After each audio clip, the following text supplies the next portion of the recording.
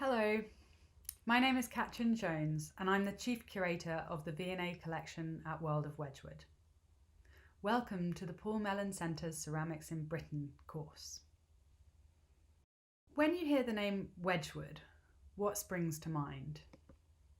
Perhaps it's classical forms such as these vases decorated to imitate marble, agate or porphyry and housed within the elaborate neoclassical interiors of grand country houses, perfectly capturing the passion for ancient art that characterised the late 18th century. Or you think of that distinctive combination of blue and white jasper used to great effect on the vase on the left, designed by John Flaxman after a classical example, and considered by Wedgwood to be the finest and most perfect I have made, so much so that he donated one in 1786 to the British Museum, who accepted despite their policy of not acquiring works of contemporary manufacture.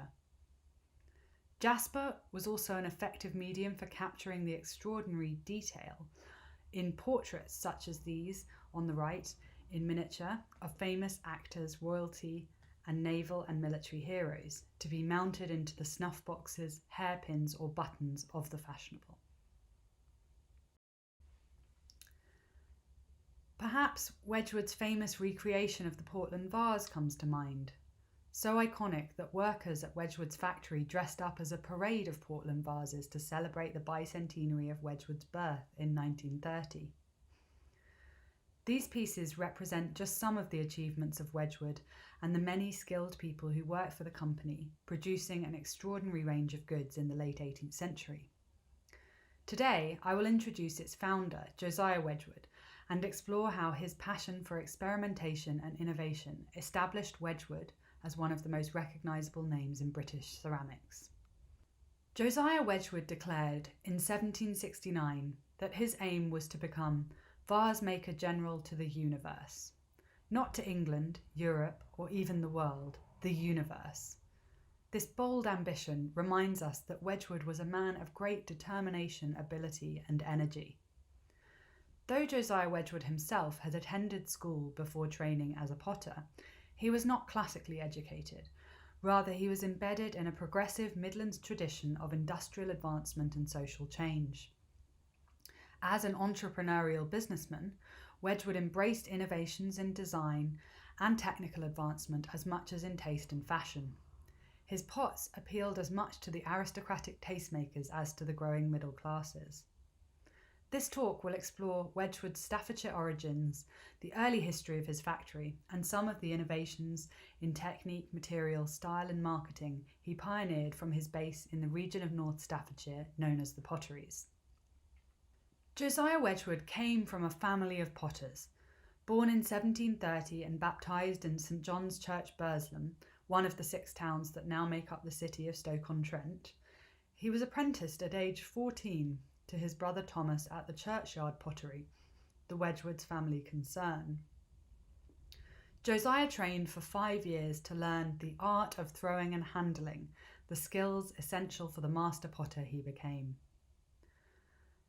The 6 towns of Stoke-on-Trent were perfectly located to become a ceramic production hub, rich in a variety of clays and coal which was needed in great quantities to fire the kilns. The Wedgwoods was one of many family-run potteries in the area. By 1750 there were about 130 factories in Burslem, as the map on the right shows. Between the 1720s and 1760s, the ceramic industry in Staffordshire had grown exponentially, from small-scale potworks producing coarse wares for local and country markets to larger-scale factories producing finely made teapots, coffee pots and plates. Amidst this expansion, Josiah Wedgwood would contribute to the story of the potteries in surprising and significant ways. So, what kinds of pots were being made in Staffordshire as Wedgwood started his career in the industry? The regional clay produced a variety of red, yellow and grey ceramics. Red and black wares and pots decorated with slipware glazes were produced in large quantities. The late 17th to mid-18th century had seen a number of innovations led by pioneering potters working in the region, including the Ehlers brothers, Enoch Booth and others. The introduction of a liquid lead glaze and the technique of slip casting which allowed detailed designs to be replicated using plaster of Paris moulds, as well as lathe turning, sprigging and stamping, allowed a great variety of new decoration to be produced in the latest styles. Much of the pottery's growing commercial success can be attributed to the invention of salt glazed stoneware in the late 17th century.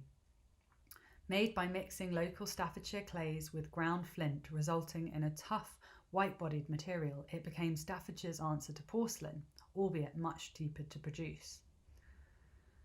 As the global ceramics trade grew exponentially, these developments made the industry was able to produce a wider range of fashionable goods to meet the demand for new and stylish teawares.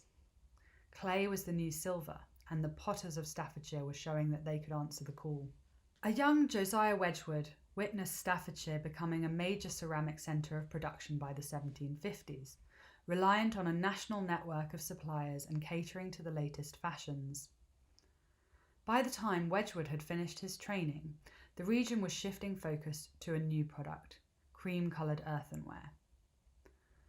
Staffordshire ceramics were distributed not just locally but internationally via a growing transportation network of toll roads and, as part of the Industrial Revolution, canals, which offered key link-ups from the Midlands to other transport routes. It is hard to understate the importance of improved transportation for the industry. The loss of fragile pots due to poor quality roads cut significantly into profits. A bout of smallpox made Josiah seriously ill during his apprenticeship and damaged his knee, affecting his ability to use the potter's wheel. He also faced an early setback when his brother Thomas refused to go into partnership with him, perhaps as a result of this industry, or, as some have argued, due to a clash of mentality. Josiah was already showing an interest in experimentation rather than just sticking to the factory's traditional products. Instead, Wedgwood partnered initially with John Harrison and Thomas Alders of Stoke, before joining in 1754 with Thomas Wealden of Fenton, who was known as one of the most creative and respected potters in Britain. Wealden's factory attracted some of the biggest innovators in the potteries. William Greatbatch, a highly creative potter and blockmaker, block cutter and modeller Aaron Wood, and Josiah Spode, who went on to find huge success with his blue and white printed wares. It was in this period that Wedgwood would make his first significant technical breakthrough. A new translucent bright green glaze, perfectly suited to the latest Rococo trend for playful trompe-l'oeil pots in the shape of fruits and vegetables. On the left is a high-end porcelain cauliflower tureen, and on the right, the Staffordshire pottery's more affordable version, using Wedgwood's green glaze, which was widely adopted. Made from a mould and decorated in just 2 colours, Wedgwood made teapots, bowls and plates in the guise of cauliflowers, pineapples and melons, which could be cheaply and quickly produced and marketed. In 1759, Wedgwood had set up his own factory at the Ivy House Works in Burslem, and even in the early years, Wedgwood's commercial reach went far beyond the Midlands.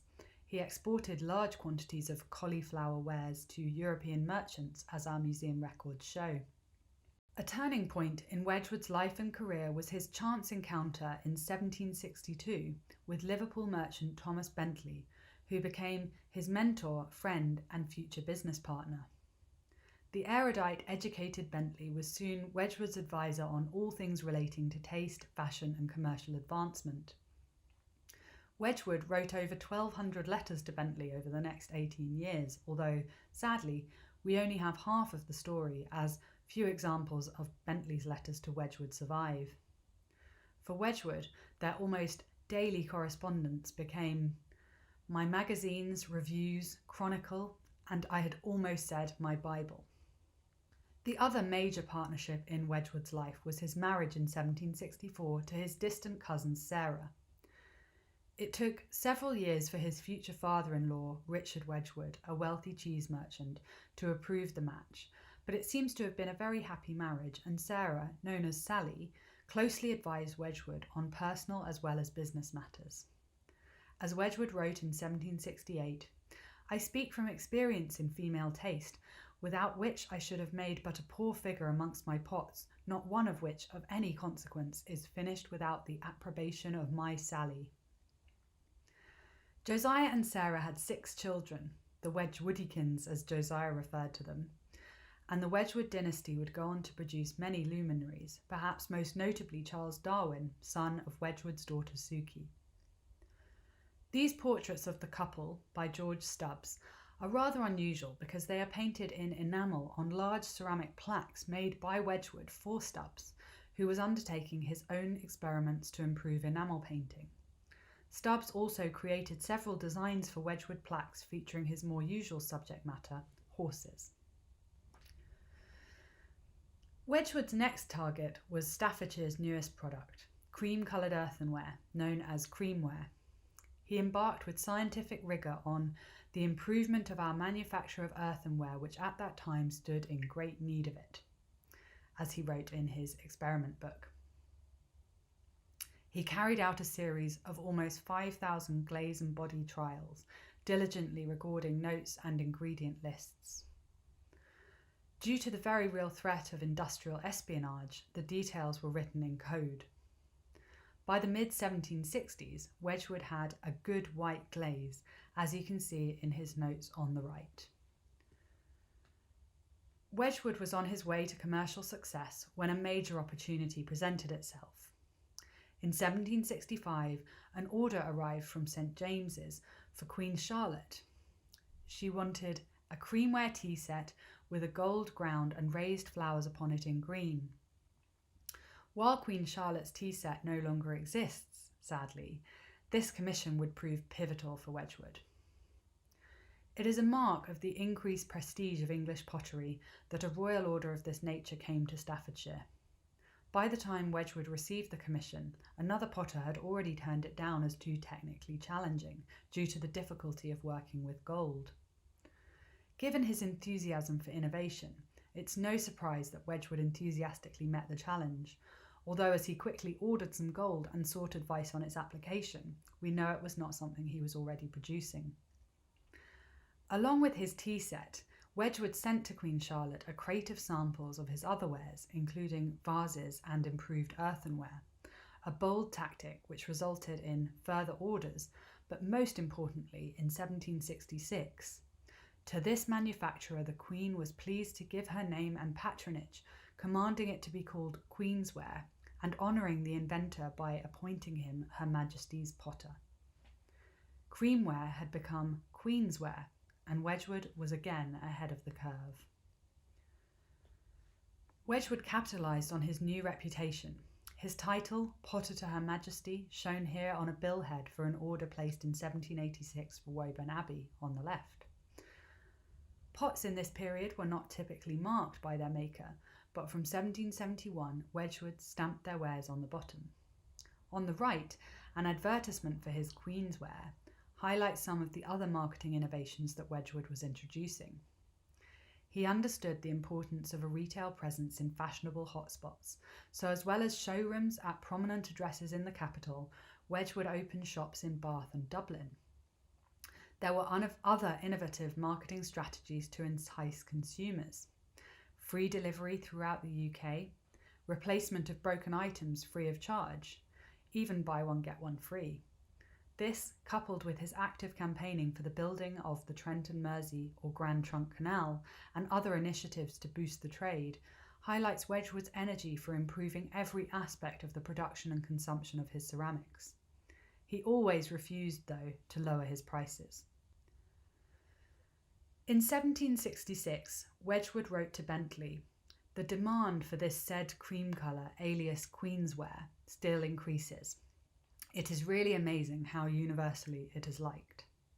Part of the appeal was Wedgwood's determination continually to update the range of products on offer. A proliferation of shapes and patterns according to the latest fashions, from dinner services to unusual shapes like asparagus holders and custard cups, were designed and vigorously marketed. Wedgwood relied on high-profile supporters, the influencers of the day, from fashionable architects like Adam, Wyatt and Chambers, and members of the nobility, such as Sir William Hamilton and Sir Watkins Williams Wynne, whose collections provided further inspiration for Wedgwood's designs. As well as hand painting, Wedgwood recognised the potential of transfer printing from popular engravings to cheaply create up-to-the-minute designs. For this, Wedgwood partnered with John Sadler and Guy Green, who had perfected the transfer technique, and you can see a popular Wedgwood design here.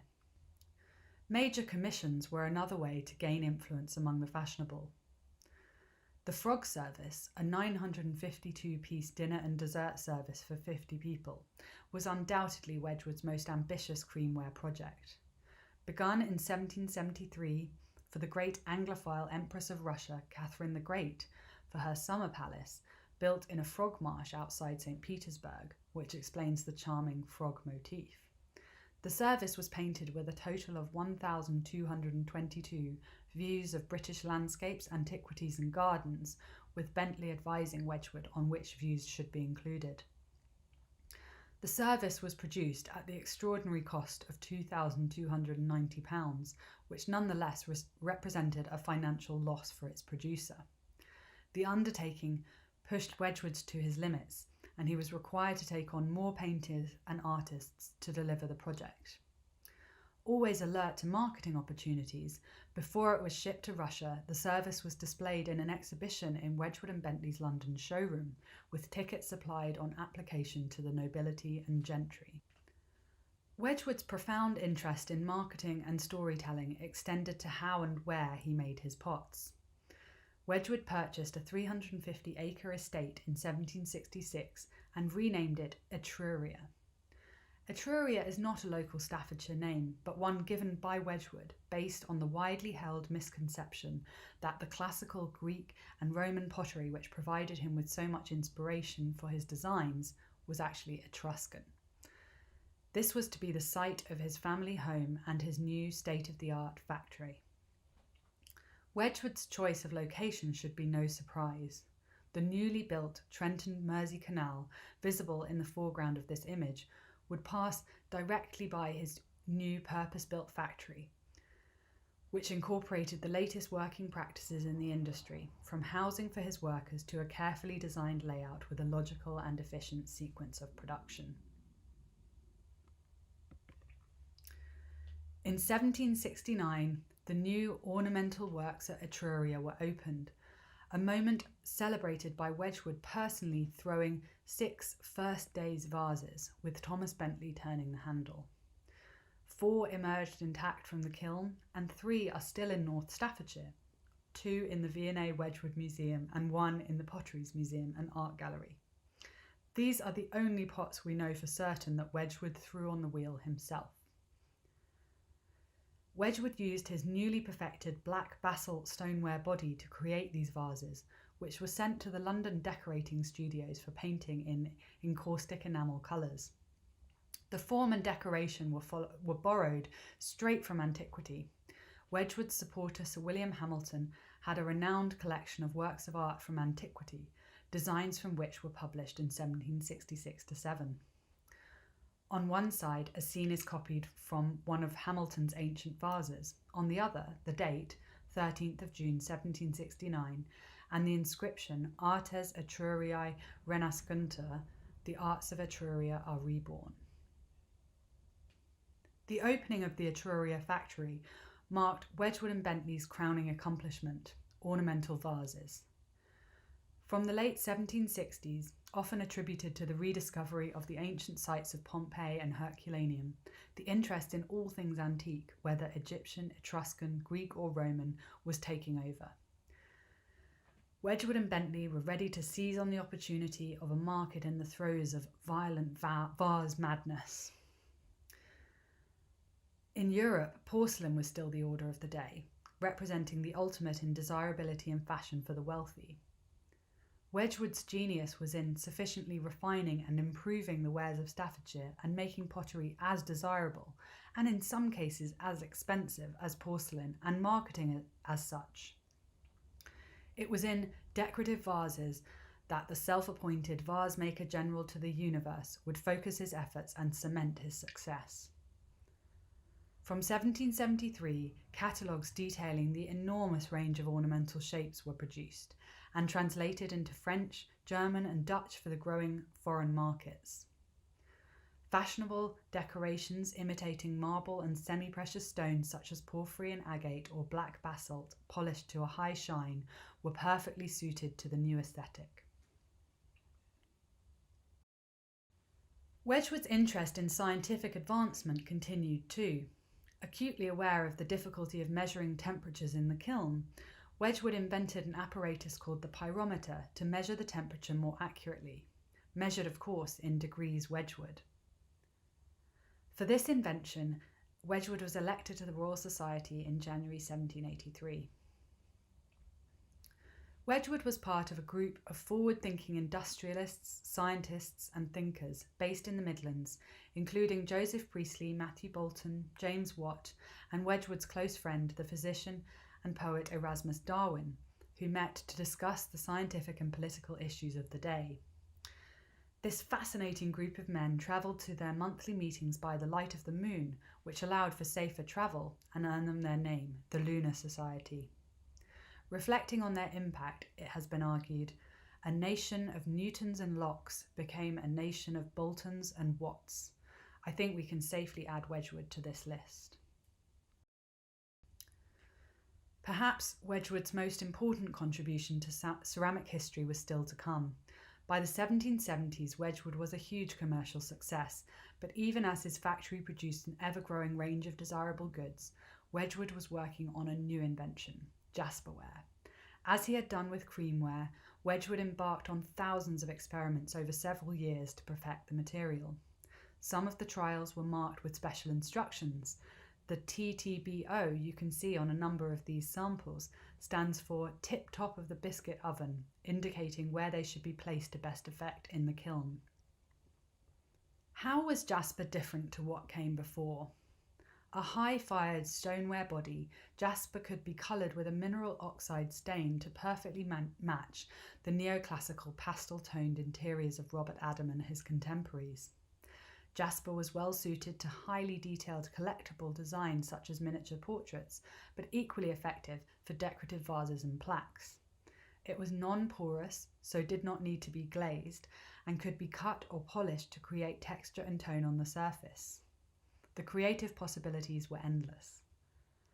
As ever, Wedgwood engaged the top artists and designers of the day to create new work in this new material, from John Flaxman Jr., who designed this plaque, to William Hackwood, Wedgwood's chief modeller and something of a prodigy, and the fiery Jean Voyer, who eventually defected to his rival Humphrey Palmer and was imprisoned for industrial espionage. Wedgwood continued to campaign for social change.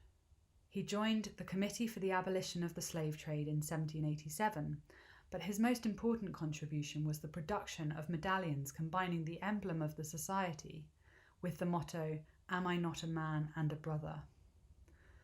The medallion proved popular and ultimately fashionable way to support the cause. As abolitionist Thomas Clarkson commented, some had them inlaid in gold on the lids of their snuff boxes. Of the ladies, several wore them as bracelets, and others had them fitted up in an ornamental manner as pins for their hair. A fashion was seen for once in the honourable office of promoting the cause of justice, humanity and freedom. Given Wedgwood's commercial focus, it is revealing that these medallions were not for sale, but were made for handing out at the Society's meetings in support of the cause. The abolition of the slave trade would not happen in Wedgwood's lifetime, although members of his family would continue the fight and were prominent anti-Sacharites, reflecting the interconnectedness of empire and global consumption. Now for the other project that would dominate Wedgwood's final years, creating a perfect copy of the Portland vase in jasper. The glass vessel, also known as the Barberini vase, now in the British Museum, is thought to date from around AD 25. When the vase came to Britain in the hands of Wedgwood's old supporter Sir William Hamilton, its reputation preceded it. Wedgwood and other connoisseurs would have been familiar with the object from prints, but it gained further prominence when Hamilton sold the vase to the Duchess of Portland, cuttingly described by Horace Walpole as a simple woman and intoxicated only by empty vases, and then bought after her death by her son, the Duke of Portland. Wedgwood's single-mindedness saw him write to the Duke days after the sale, requesting to borrow the original vase so he could copy it. I've included these images of Wedgwood's full-size Portland vase trials because they highlight both the complexity of the project and all the things that can go wrong in the heat of the kiln, and also Wedgwood's utter perfectionism. He agonised over whether to recreate the vase exactly with all its flaws or to improve on it. Almost 4 years later, Wedgwood had achieved his goal of recreating, perhaps even surpassing, the art of antiquity with his copy. Just as Wedgwood had generated a buzz around his latest project with the exhibition of the Frog Service, Wedgwood created another blockbuster exhibition for his Portland vase. The vase, whether Wedgwood's or the original, remains somewhat enigmatic, its imagery possibly related to the classical story of Peleus and Thetis. William Gladstone described Wedgwood as the greatest man who ever, in any age or country, applied himself to the important work of uniting art with industry, and perhaps it is the Portland vase where he came closest. In the summer of 1780, George Stubbs had painted a large conversation piece depicting the Wedgwood family in the grounds of their home at Etruria Hall. Painted as a contribution towards the enormous cost of the ceramic plaques Wedgwood was producing for Stubbs, Josiah commented, "We will take the payment in paintings." Wedgwood felt that there was much to praise and little to blame in the picture, although he conceded the likenesses were strong but not very delicate. Certainly, it is easy to see why Stubbs had a reputation as a horse painter above all, given the prominence of the Wedgwood's horses. It is difficult to capture in a short introduction the extraordinary range of Wedgwood's output during Josiah Wedgwood's lifetime. There's no doubt that many of Wedgwood's competitors were also producing fashionable works of extraordinary quality. But Wedgwood is by far the best known of the Staffordshire potters, in part due to his tenacity and ambition, and in part due to the survival of so much of the story, including his factory's oven books, pattern books, correspondence, and of course pots, within the Wedgwood Archives and Museum, now part of the V&A, and in many other collections. Stubbs captures something of the character of Josiah Wedgwood as an individual. Seated beside his wife, his leg, which had by this time been amputated, appears slightly stiff, his papers and designs laid out beside him, and a shape No. 1 vase in black basalt on the table, the smoke of his factory visible in the background. Wedgwood had the uncanny ability to both identify and create markets for his goods. He embraced the neoclassical taste as it emerged, while his European competitors, including porcelain manufacturers, continued to make works in the Rococo style. His material innovations made creamware and stoneware as valued and fashionable as the more elevated porcelain made by his competitors at Chelsea and Derby. Wedgwood mastered both the creative and commercial worlds, changing the course of ceramic history. His pursuit of knowledge, his creativity, and his passion for experimentation and innovation is something for us all to be inspired by. Thank you.